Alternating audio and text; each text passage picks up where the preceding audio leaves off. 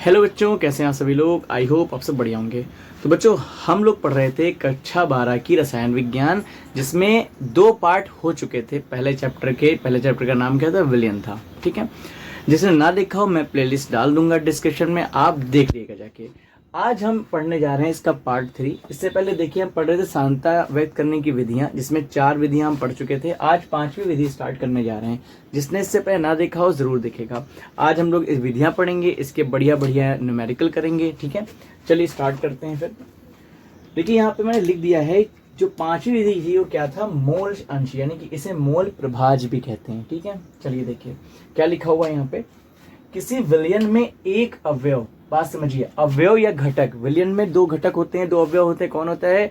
विलेय होता है और विलायक होता है। ठीक है, किस विलयन में एक अवयव, चाहे विलेय हो चाहे विलायक हो, के मोलों की संख्या, बात समझिए, विलयन के जो अवयव है, एक अवयव के मोलों की संख्या और विलयन में उपस्थित सभी अवयवों, मतलब विलेय और विलायक के मोलों की संख्या के अनुपात को मोल अंश कहते हैं। इसे x से प्रदर्शित करते हैं। फॉर्मूला भी लिखा हुआ है, अवयव का मोल अंश x बराबर अवयव की मोलों की संख्या। बात समझिए, अवयव जो ले रहे हैं, अगर यहाँ विलेय ले रहे हैं तो यहाँ विलेय के मोलों की संख्या होगी, अगर विलायक ले रहे हैं तो विलायक के मोलों की संख्या होगी। ठीक है, और बटे में क्या रहेगा? सभी अवयव के कुल मोलों की संख्या, मतलब विलेय और विलायक दोनों के।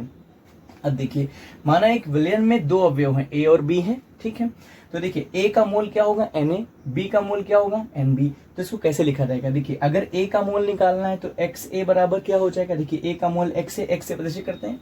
ए का निकालना है तो XA बराबर Na प्लस Nb, और XB निकालेंगे तब यहाँ ऊपर क्या रखेंगे? तब रखेंगे ऊपर Nb, और यहाँ क्या आ जाएगा? Na प्लस Nb आ जाएगा। क्या बात समझ में आई? ये हो गया बी के मोल, ये मोल अंश, ये हो गया ए के मोल अंश। अच्छा, नोट एक बार याद रखिएगा, जो होता है किसी भी विलयन में सभी घटकों के मोल अंश का जो योग होता है वो 1 होता है। देखिए, अगर हम XA निकालें, ए का मोल अंश, और बी का मोल अंश निकालें, उसे जोड़ दे तो 1 ही आएगा। और यहाँ भी हमें दिख रहा है, कैसे दिख रहा है? इनको जब जोड़ेंगे तो देखिए, ये हर है, हर नीचे आ जाएगा, ऊपर Na प्लस Nb आएगा, जो कट के 1 ही तो हो जाएगा। तो ये हमारा हो जाएगा नोट पॉइंट। ये ऐसे एक फायदा ये है, मान लीजिए कोई ए अवयव दिया है, आपने उसका मोल अंश निकाला, उसको क्या करें आप? 1 से घटा दें। भाई XA को उधर ले आएंगे, घट जाएगा ना, 1 से घटा दीजिए, किसका निकल आएगा? XB का निकल आएगा। इतना हमें नहीं करना पड़ेगा। तो ये मोल अंश के बारे में पूरा हो गया। क्या होता है? अवयवों के मोलों की संख्या बटे सभी अवयवों की कुल मोलों की संख्या को ही मोल अंश कहते हैं। तो ये और अच्छे समझने के लिए हम इस पे आधारित न्यूमेरिकल करते हैं। ठीक है, चलिए फिर न्यूमेरिकल देखते हैं। इसको हटा देते हैं यहाँ से, आप लोग वीडियो पॉज करके नोट कर लीजिएगा इसको। ठीक है, कर लिया? हटा दें, चलिए हटाते हैं।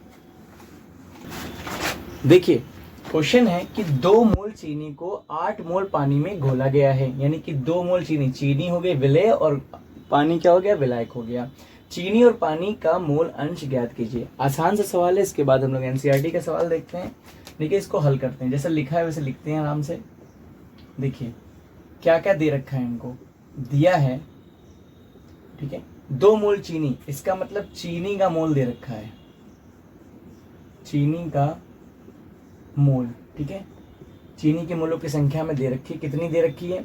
देखिए, दे रखा है 2 मोल, यानी कि अगर हम चीनी के मोल की बात करें और इसको मान लें n मानते हैं ना, तो NS मान लें। ठीक है, NS कितना दे रखा है? 2 दे रखा है हमको। ठीक है, उसके बाद पानी के मोल दे रखा है, तो पानी के मोल, ठीक है, चीनी के मोल, पानी के मोल, तो इसको हम मान लेते हैं NW। ठीक, NW दे रखा है, यानी कि हमसे क्या पूछ रहा है? सॉरी, कितना दे रखा है? 8 मोल दे रखा है। ठीक है, ये हो गया 2 मोल और ये हो गया 8 मोल। कह रहा है चीनी और पानी का मोल अंश ज्ञात कीजिए। मतलब अगर हम शॉर्ट में लिखें तो हमसे पूछ रहा है x ज्ञात कीजिए, और क्या ज्ञात कीजिए? XW हमसे ज्ञात करने को कह रहा है। ठीक है, तो हम फॉर्मूला डायरेक्ट लगा देते हैं, क्योंकि फॉर्मूला XS कैसे निकलेगा? ऊपर क्या निकलेंगे? NS, और नीचे क्या हो जाएगा? NS प्लस टोटल रखना है ना, ऊपर अवयव के मोल रखने थे, नीचे टोटल मोल रखने थे, NS प्लस NW। ठीक है, तो XS बराबर कितना होगा? देखिए, NS कितना है? 2 है, इनको जोड़ेंगे 2 प्लस 8 हो जाएगा, मतलब कितना हो जाएगा? 2/10, और 2/10 का मतलब क्या हो जाएगा? कितना हो जाएगा? 0.2 हो जाएगा। इसका मतलब हमारे पास जो किसके मोल आ गए? देखिए, किसका मोल अंश आ गया? चीनी का मोल अंश आ गया है ये फर्स्ट पॉइंट था, ये सेकंड पॉइंट था, तो हमारा फर्स्ट पॉइंट कंप्लीट हो गया है। अब हमें क्या करना है, सेकंड पॉइंट याद करना है। एक बात बताइए, देखिए सेकंड पॉइंट निकालने जा रहे हैं, क्योंकि हम जानते हैं सभी जो होते हैं मोल अंश, अगर दोनों अवयवों के मोल अंश हम जोड़ लें तो एक आएगा, क्योंकि फॉर्मूला हो जाएगा x S plus x W बराबर 1, होगा कि नहीं होगा। आप इस तरह से भी निकाल सकते हैं, निकालने की कोशिश करिएगा। तो यहाँ जो है एक्स डब्ल्यू हमको निकालना है, तो एक्स डब्ल्यू बराबर हो जाएगा 1 माइनस एक्स एस।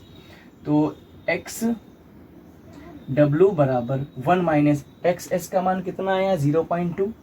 तो जब एक में से 0.2 घटाएंगे तो कितना बचेगा, आप जानते हैं, जैसे 10 में से 2 घटाओ तो 8 बचता है, तो एक में 0.2 घटाएंगे कितना बचेगा, 0.8 बचेगा। ये कितना, किसका मोल अंश आ गया, ये पानी का आ गया, और ये किसका आ गया, चीनी का हो गया। समझ में आ गया होगा आपको, आसान सा सवाल था। अब हम लोग देखने जा रहे हैं एनसीईआरटी का उदाहरण नंबर 1.1। तो इसे हटाते हैं, आप लोग नोट कर लीजिएगा वीडियो को रोक के। हम लोग देखने जा रहे हैं, अच्छा इसको इस तरह से भी लगा के देखिएगा कि आंसर आ रहा है कि नहीं आ रहा है, ठीक है। चलिए तो हटा दें इसको, ठीक हटा देते हैं। तो एनसीईआरटी का ये उदाहरण नंबर कौन सा है, उदाहरण नंबर है 1.1, ठीक है, आपके स्क्रीन पे लग गया होगा 1.1।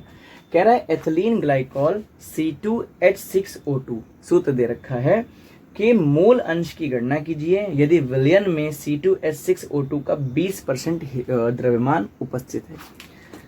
देखिए कैसे निकालते हैं हम लोग, सबसे पहले हमें जो दिया है उसे लिखते हैं। दिया है, क्या दे रखा है, विलयन में C2H6O2 का 20% द्रव्यमान उपस्थित है, ठीक है। तो एथिलीन ग्लाइकॉल, इसका क्या मतलब होता है, देखिए C2H6O2 का 20% द्रव्यमान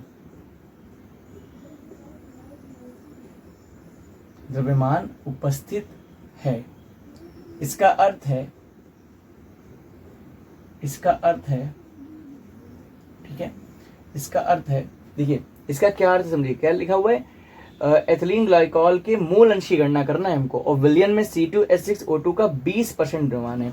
तो इसका मतलब है अगर 100 ग्राम विलयन है, 100 ग्राम विलयन है, ठीक है, 100 ग्राम विलयन में 20 ग्राम क्या है, एथिलीन ग्लाइकॉल है। इसका ये मतलब हुआ,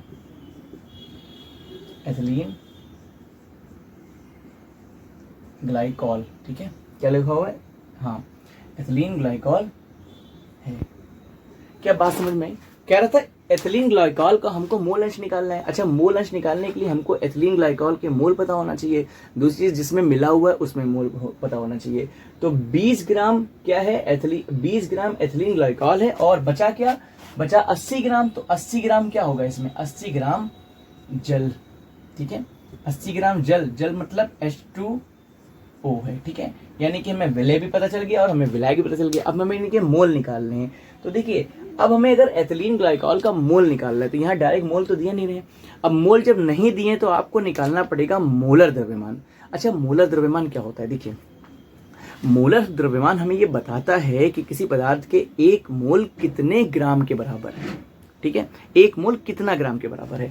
तो हम यहाँ सबसे पहले दोनों के, देखिए हमें मोल निकालने हैं, दोनों के मोल निकालने हैं, तो दोनों का मोलर द्रव्यमान पता होना चाहिए। तो हम जितना ग्राम ये है उसके ग्राम से मोलर द्रव्यमान को भाग कर देंगे, हमें मोल पता चल जाएंगे। तो पहले मोलर द्रव्यमान निकालते हैं। तो देखिए क्या लिखेंगे यहाँ पे, एथिलीन ग्लाइकॉल, एथिलीन ग्लाइकॉल क्या फॉर्मूला था, C2H6O2 का मोलर द्रव्यमान, ठीक है, मोलर द्रव्यमान, ठीक। मोलर द्रव्यमान कैसे निकालते हैं समझ लीजिए।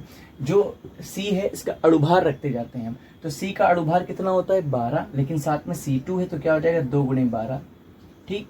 फिर प्लस H का 1 होता है तो 6 लगाए 6 × 1, और O का 16 होता है 2 लगाए तो 2 गुणे 16। तो आप बताइए 12 दूना 24, 6 कम 6, 16 दूना 32, कितना आंसर आ गया, देखिए 24 और 6 हो गया 30 और 32 कितना हुआ 65 हो गया, 62 ग्राम प्रति मोल। इसका मतलब एथिलीन ग्लाइकॉल का एक मोल 62 ग्राम के बराबर है, ठीक। जब ये पता चल गया तो अब आराम से हम लोग एथिलीन के मोल निकाल सकते हैं। तो हम लिख सकते हैं इसलिए कितना ग्राम एथिलीन है, 20 ग्राम एथिलीन है ना, तो हम लिख सकते हैं एथिलीन के मोल, ठीक है, यही हमें निकाल लेना, एथिलीन के मोल, ठीक है। एथिलीन के मोल को हम लिख देते हैं Na लिख देते हैं, ठीक है, Na लिख देते हैं। क्या बताया हमने, जितना ग्राम एथिलीन दिया है उसको हम मोलर द्रव्यमान से क्या करते हैं, भाग करते हैं, और जैसे ही भाग कर देंगे तो हमें मोल पता चल जाएंगे कितने मोल है। जब इसको आप सॉल्व करेंगे, तो मैंने सॉल्व कर रखा है, Na का मान आ जाएगा 0.322 मोल, इसको निकाल लीजिएगा। एथिलीन के मोल पता चल गए। अब किसके चाहिए, जल के चाहिए, तो जल का भी हम ऐसे ही निकाल लेंगे, पहले जल का मोलर द्रव्यमान निकालेंगे, ठीक है। तो देखिए क्या लिखेंगे यहाँ पे, जल का मोलर द्रव्यमान, अच्छा जल का मोलर द्रव्यमान क्या हो जाएगा, देखिए जल है H2O, H मतलब क्या हो जाएगा यहाँ पे 2 × 1 क्योंकि 2 है, ठीक है, प्लस O का मतलब 16, तो कितना हो जाएगा 2 + 16 बराबर कितना हो जाएगा, ये 18 हो जाएगा ना, 18, और क्या मात्रक होगा इसका, ग्राम प्रति मोल। इसका मतलब जल का 1 मोल 18 ग्राम के बराबर होता है। बात समझ में आ गई। तो अब जल का जब मोलर द्रव्यमान पता चल गया तो हम निकाल सकते हैं जल के मोल, है ना। तो जल के मोल,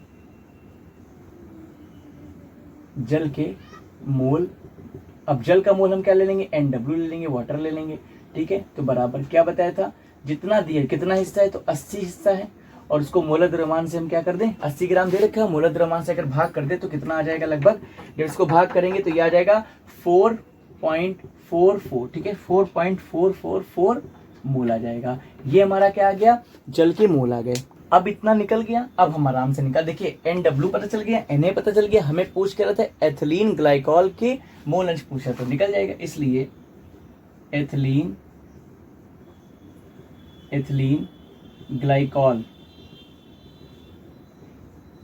ग्लाइकॉल का मोल अंश जो हमसे पूछ रहा था, ठीक है, मोल अंश क्या हो जाएगा समझते हैं।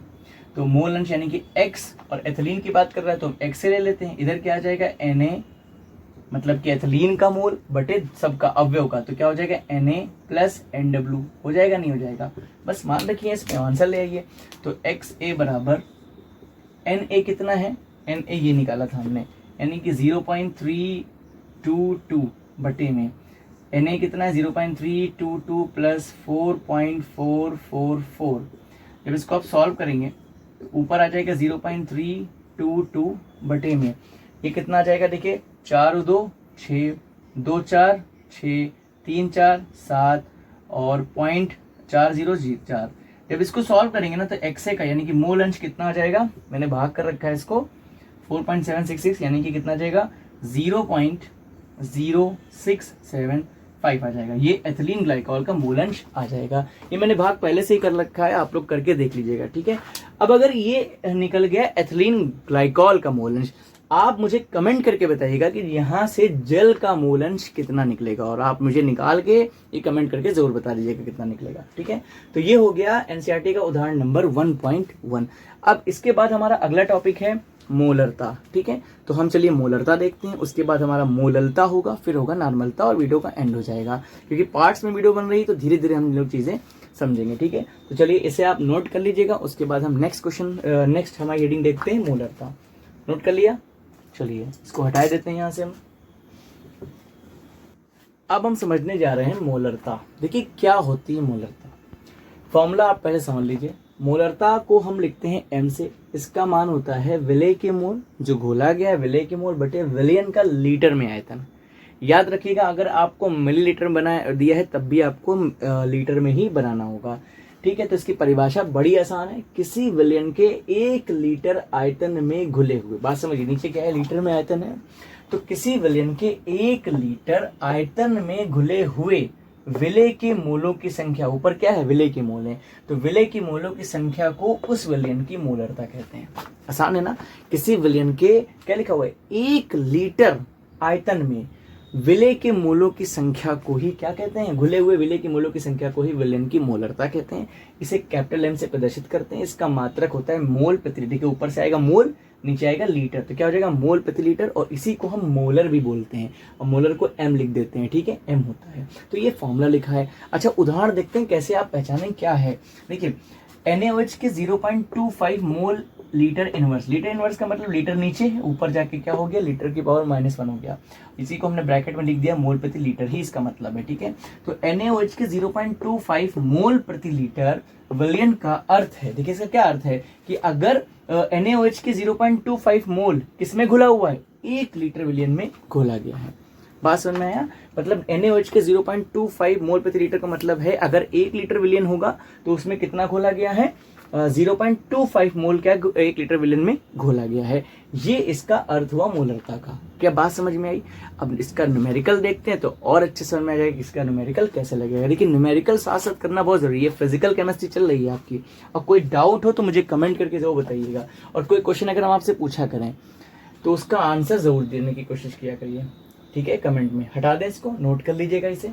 चलिए हटाते हैं। हमारा प्रश्न है, ये एनसीईआरटी का उदाहरण है 1.2, ध्यान रखिएगा, ठीक है। आपकी स्क्रीन पे लग गया होगा, लिखा है उस विलयन की मोलरता की गणना कीजिए जिसमें 5 ग्राम NaOH 450 ml विलयन में घुला हुआ है।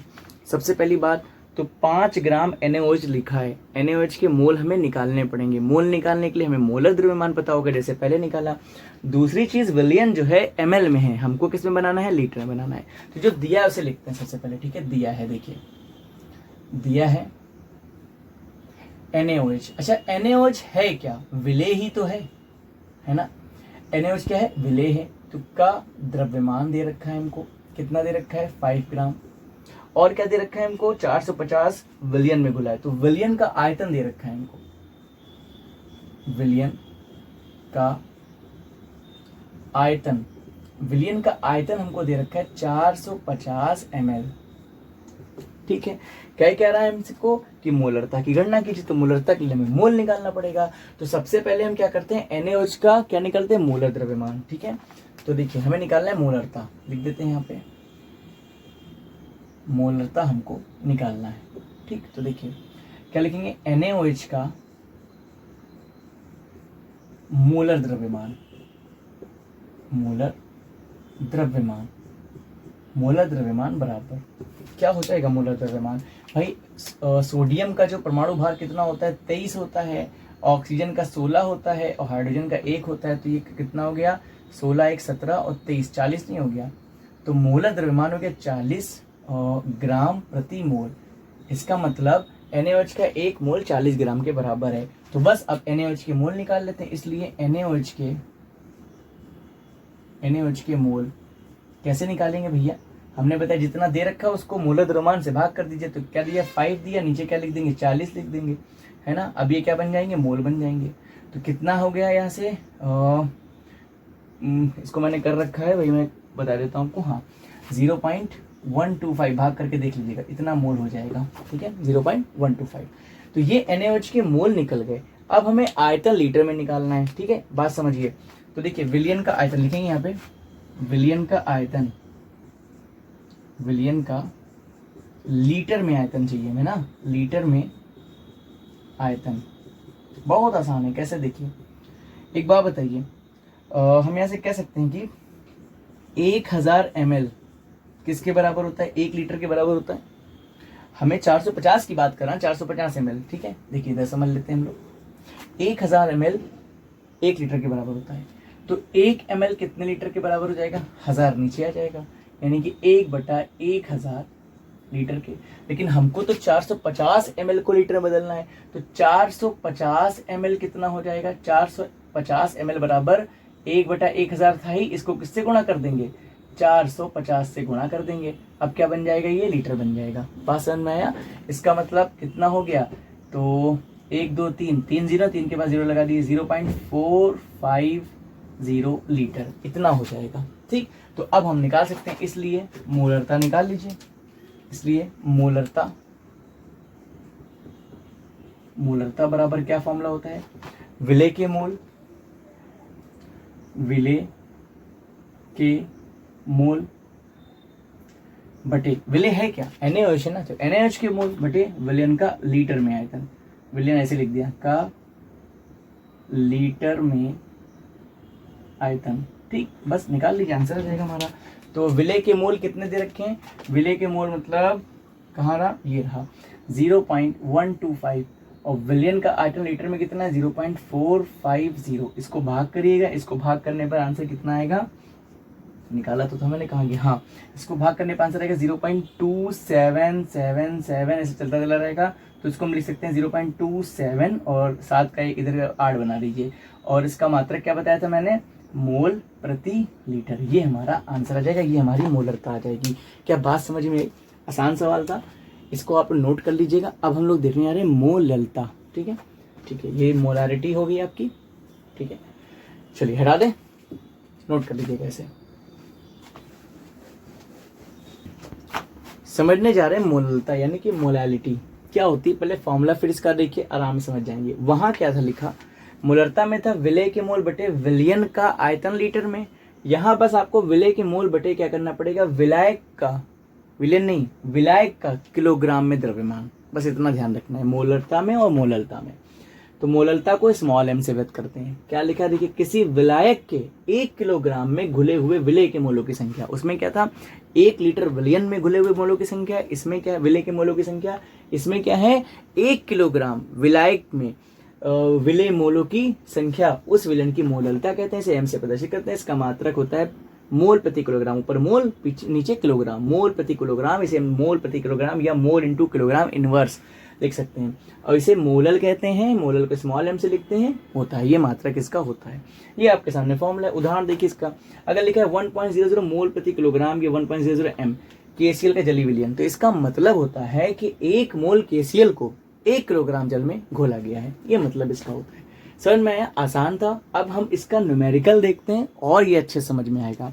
ठीक है, अब आप इसका न्यूमेरिकल खुद पहले ट्राई करिएगा, क्योंकि मैं सिर्फ यहाँ न्यूमेरिकल लगा दूंगा, पहले आप ट्राई करिएगा, उसके बाद आप देखिएगा कि इसका हल क्या है। ठीक है, चलिए हटा दें इसको, यहाँ से इसको हटाते हैं। आप नोट कर लीजिएगा वीडियो को रोक के, या फिर स्क्रीनशॉट ले लीजिएगा, बाद में नोट कर लीजिएगा, पर हाँ नोट्स जरूर बनाइएगा।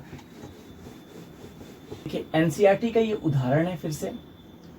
ठीक है, एनसीईआरटी का जो उदाहरण है, उदाहरण नंबर 1.3 है। क्यों ले रहे हैं, क्योंकि ये साथ साथ चल रहा है हमारे, तो इससे समझना आसान है। अब आप एक बात समझिए, हम लोग न्यूमेरिकल की प्रैक्टिस करेंगे, वैसे कर ही रहे हैं प्रैक्टिस, लेकिन जो मेन बढ़िया जो न्यूमेरिकल हैं, टफ, इजी, मॉडरेट, हर तरह के न्यूमेरिकल, उनको जो है विलियन चैप्टर जब हो जाएगा, तो लास्ट पार्ट जब आएगा वीडियो का, तो वो पार्ट पूरा न्यूमेरिकल वाला ही रहेगा। उसमें जितने भी बोर्ड में आए हुए और बढ़िया सारे न्यूमेरिकल आपको हम कराएंगे। ठीक है, फिलहाल ये पार्ट में जितने पार्ट में वीडियो जाती है, इसको पहले विलियन चैप्टर खत्म करते हैं, लास्ट पार्ट न्यूमेरिकल वाला आएगा। ठीक है, तो उदाहरण देखिए क्या कह रहा है 2.5 ग्राम एथेनोइक अम्ल। ठीक है, तो एथेनोइक अम्ल का द्रव्यमान दे रखा है। तो क्या क्या दे रखा है, जो दिया है उसे लिखते हैं। दिया है एथेनोइक, ठीक है, एथेनोइक अम्ल का द्रव्यमान, ठीक है, कितना दे रखा है, 2.5 ग्राम दे रखा है। फिर कह रहा है कि 75 ग्राम बेंजीन में विलयन की मोललता की गणना कीजिए। इसका मतलब बेंजीन का द्रव्यमान दे रखा है, बेंजीन का द्रव्यमान कितना दे रखा है, 75 ग्राम। अब देखिए क्या कह रहा है कि मोललता की गणना कीजिए विलयन की। ठीक है, मोललता निकालना है हमें, मोललता की गणना हमें करनी है। अब मेरी बात सुनिए, मोललता तो होता है विलय के मोल बटे विलायक का द्रव्यमान केजी में। तो यहाँ विलायक दिख रहा है बेंजीन, लेकिन इसका द्रव्यमान 75 ग्राम है। याद रखिए, सूत्र में अगर ग्राम दे रखा है ना, तो 1000 से गुणा कर दीजिए। क्यों कर दीजिए, वो भी हम आपको समझाते हैं। देखिए, एथेनोइक अम्ल है का द्रव्यमान दे रखा है 2.5 ग्राम, तो पहले इसके मोल निकाल लेते हैं। ठीक है, तो एथेनोइक अम्ल के मोल, और मोल निकालने के लिए हमें क्या चाहिए, हमें मोलर द्रव्यमान चाहिए। तो पहले मोलर द्रव्यमान निकालते हैं। ठीक है, तो लिखते हैं यहाँ पे एथेनोइक अम्ल। अच्छा, एथेनोइक अम्ल का फॉर्मूला होता है CH3COOH। इसको हम ना ऐसे लिख लेते हैं, यहाँ पे 2 C हैं, तो C2H4O2। क्यों लिखा, अभी बताते हैं आपको। ठीक है, क्या लिखा है, एथेनोइक अम्ल का मोलर द्रव्यमान। ठीक है, मोलर, इसको पहले आप लोग ट्राई जरूर करिएगा। ठीक है, मोलर द्रव्यमान कितना हो जाएगा, मोलर द्रव्यमान C2 है तो 12 दूनी 24 हो जाएगा, प्लस 4 एकम 4 हो जाएगा, और 16 दूना 32 हो जाएगा। बताइए कितना हो गया, 24 4 28 और 32, 24 4 28 और 32 कितना हो गया, 60 नहीं हो गया, तो 60 आ गया ग्राम प्रति मोल। इसका मतलब एथेनोइक अम्ल का 1 मोल कितने ग्राम के बराबर? 60 ग्राम के। तो बस अब हमने, और दिया कितना है एथेनोइक हमने 2.5 ग्राम, तो निकाल लेते हैं। इसलिए एथेनोइक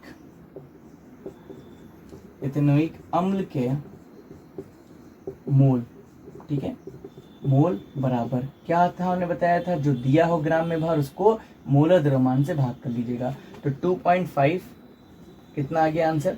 25/600 आ गया मोल। इतना ही रहने दीजिए, ना सॉल्व करिए अभी, ठीक है। अब देखिए, अब हमें क्या निकालना है? विलायक का द्रव्यमान किलोग्राम में निकालना है। दिया किसने? 75 ग्राम में। तो लिख लेते हैं बेंजीन का द्रव्यमान, बेंजीन का केजी में द्रव्यमान निकालते हैं, ठीक है, केजी में द्रव्यमान। देखिए और ध्यान समझिए, केजी का द्रव्यमान बराबर जितना दिया है 75 ग्राम दे रखा है, इसको आप जो है किससे भाग कर दीजिए? 1000 से भाग कर दीजिए, ये हो जाएगा किलोग्राम में द्रव्यमान, ठीक है। किससे भाग करा हमने? 1000 से भाग कर दिया। तो 75 ग्राम को अगर हम 1000 से भाग कर देंगे तो अब ये क्या बन जाएगा? किलोग्राम में द्रव्यमान बन जाएगा हमारा, ठीक। तो ये लगभग बनेगा 0.0075। तो कोई दिक्कत नहीं, अब हम डायरेक्ट जो है मोललता निकाल लेते हैं। देखिए, तो मोललता बराबर क्या फॉर्मूला था? विलेय के मोल बटे में क्या था? विलायक का केजी में द्रव्यमान। अच्छा, अगर आप ग्राम में रखते तो 1000 से गुणा कर। देखिए, अगर 75 यहाँ रखेंगे तो वैसे भी 1000 ऊपर जाएगा ही जाएगा ना, तो क्या जरूरत है? ऐसे भी रख सकते थे आप फॉर्मूला, वो भी आसान हो जाएगा। लेकिन जैसा दिया हुआ है वैसा फॉर्मूला रखना ज़्यादा बेहतर रहता है, उसे याद रहता है हमेशा। तो मोललता को तो हम स्मॉल m से लिखते हैं, कोई बात नहीं। विलेय के मोल कितना आए हैं? 25/600, यही है ना। उसके बाद नीचे क्या है? विलायक का किलोग्राम में द्रव्यमान। तो किलोग्राम में द्रव्यमान क्या होगा? 75/1000। 1000 कहाँ चला जाएगा? ऊपर नहीं चला जाएगा, चला गया ना। अब देखिए, 25 एकम 25, 25 3 75, और 2 0 से 2 0 खत्म। तो m का मान कितना आया? 10/18, या हम कह सकते हैं 2 पंजे 10, 2 9 18। तो कितना आ जाएगा m का मान? 5/9। अब जब इसको आप भाग करेंगे तो ये कितना आ जाएगा? ये आ जाएगा 0 के पॉइंट में आएगा लगभग, हाँ ये आ जाएगा 0.55, आगे जाएगा तो क्या हो जाएगा? 6 मोल प्रति केजी। ये क्या आ जाएगा? ये आ जाएगा मोलल द्रव्यमान, ठीक है। तो ये एनसीईआरटी के 1.3 उदाहरण था, ये भी हो गया। अब इसके बाद लास्ट हमारा जो बचा हुआ है वो बचा नॉर्मलता। तो इसके बाद जो वीडियो आएगी, नहीं कि वीडियो का जो पार्ट 4 आएगा उसमें आपको नॉर्मलता पढ़ाएंगे और उसके आगे का हम लोग देखेंगे उसमें, ठीक है। तो वीडियो अगर अच्छी लगे तो लाइक शेयर सब्सक्राइब करना ना भूलिएगा और अपने दोस्तों में शेयर करिएगा। और कोई भी आप कोई चीज़ पूछना हो, कोई डाउट हो, कोई गलती लग रही हो मेरी, तो मुझे कमेंट करके बताइएगा। मिलते हैं नेक्स्ट वीडियो में। Thank you so much.